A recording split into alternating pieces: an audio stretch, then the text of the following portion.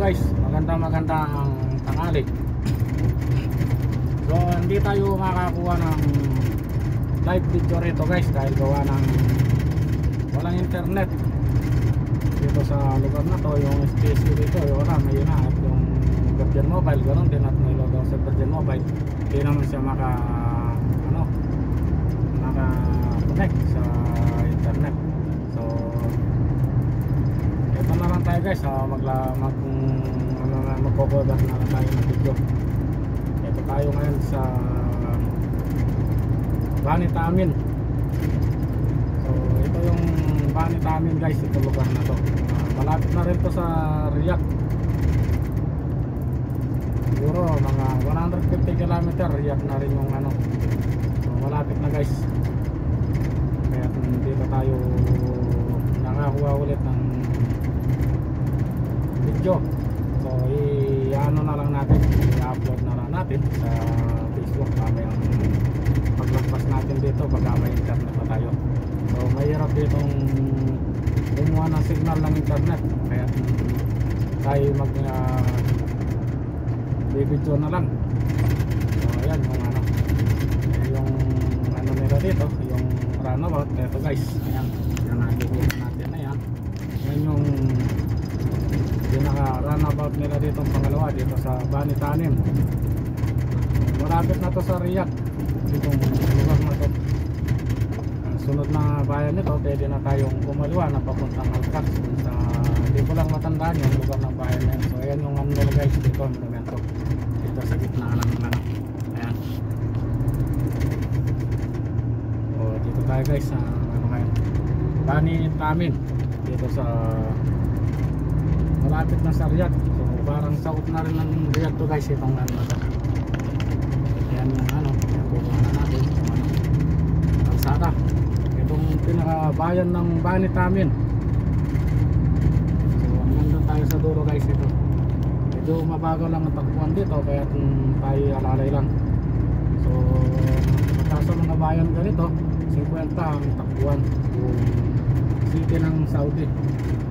So 50 lang guys, 50 kph per hour ang takbo ng sasakyan dito. Yung malalaking kagaya nito sa amin, yung maliliit 80, walang problema yung mga maliliit na sasakyan na ganyan. Pero tayo mga malalaki, so medyo maikot konti sa mga camera. So yun po kami guys dito sa parking Dilam. Yung Dilam na yun, bababa na kami sa tulay doon at kakanan. Iikot lang pababa sa ilalim lang ng tulay at paano na. So yan pa guys yung kanilang pinaka masjid dito sa sentro. Ayan, napakaganda rin yan guys. Kaya kukubat na lang natin, hindi rin natin makakuha na ng live at wala tayong signal. Ayan. So dito naman tayo guys, dito tayo sa Banitamin, Saudi Arabia. So iharap natin sa kalsada yan. So napakaganda yung ano na yan guys, yung gitnang masjid niya sa kalsada. So sa runabout, yan ang pinaka monumento nila.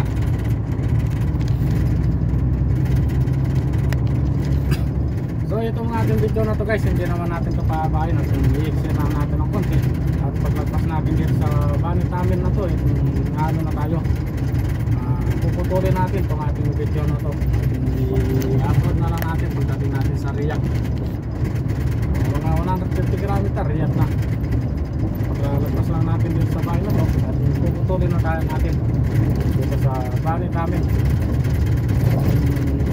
Tatawiran lang natin itong bayan na to guys.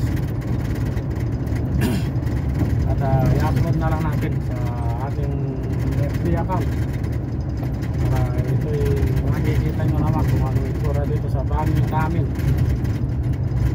Napakaganda rin itong lugar na to. Ang ano lang guys, medyo mabagal lang yung takbuhan na ng truck dito, kaya tayo alalay lang. So maraming mga camera rito guys na overspeed.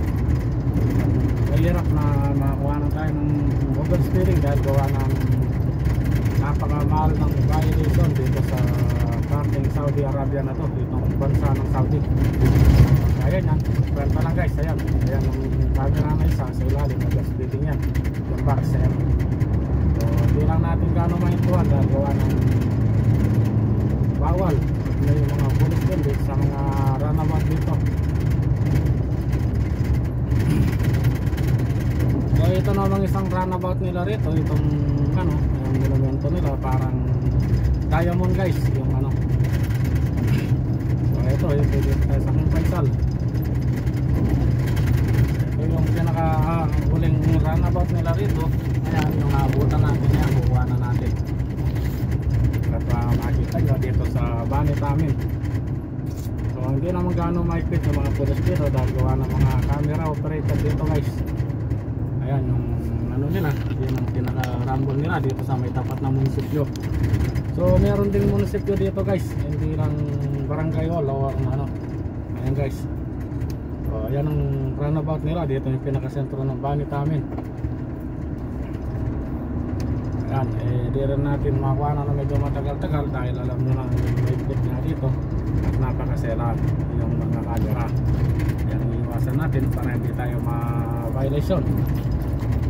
So ayan, dito naman tayo guys. Bali ito nga pala, ito yung pinaka-sentro, dito yung pinaka-munisipyo, ito yung lugar natin na to. So pagdating natin dito sa may unahan, medyo ano natin, puputulin na natin guys ang ating video. Nalagpas na tayo dito kahit may unit po, kasi dito sa unahan wala na lang tayong makakukuha rito na kakaiba o natin sa paningin ng mga mata. Kaya dito lang tayo guys sa ano na to. So hanggang doon siguro sa arko guys na natin kukuhanin itong ating video na to. Dahil may arko dito, checkpoint dito sa may unahan dito yung balik namin. So hanggang doon sa dulo lang natin, pag nakarating tayo doon puputulin na natin. So ito guys, medyo malapit na, natatanaw ko na rin yung checkpoint at wala namang mga police dito sa lugar na to. Hanggang dito sa arko lang ang ating kukuhanin para medyo meron naman kayo mapanood konting medyo mahaba-haba sa ating mga video.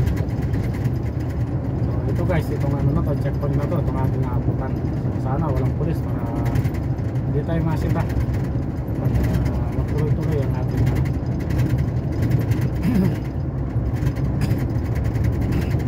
So ito nga pa ng aking video na to guys, at hindi ko rin may harap sa akin dahil gawa ng yung arko